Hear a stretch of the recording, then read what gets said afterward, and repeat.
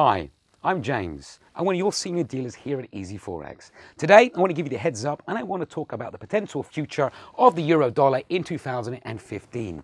Now today, the euro dollar actually fell to a two-year low and it crashed below that 122 level.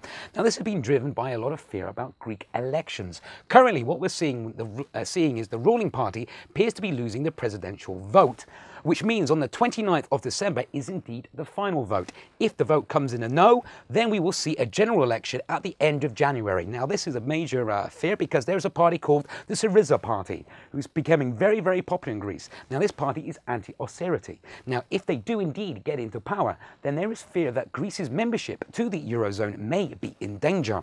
So looking to the future, this is what we're looking at. The ECB is planning to do more quantitative easing. In fact, they've actually said they're planning to expand their balance sheet by a further 3 trillion euros. So with this in mind, you have the EU possibly loosening, reducing interest rates. On the other side of the ocean, you have the US tightening with that all-anticipated potential rate hike in the United States in 2015. With this in mind, there's a number of investment banks have already done their predictions for the euro dollar for 2015. Now, Goldman Sachs actually sees the euro crashing down to 1.15 by the end of next year. At the same time, you have Morgan Stanley predicting 1.12, and you have HSBC looking at 1.19. In fact, the average of the 12 investment banks with their predictions, the average prediction is 1.16. But it's not just the euro dollar to look at if it does indeed crash to these levels.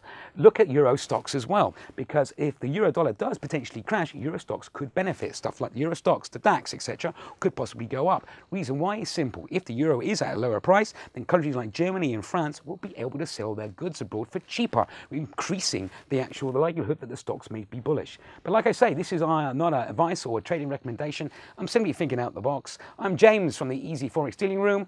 You trade safe.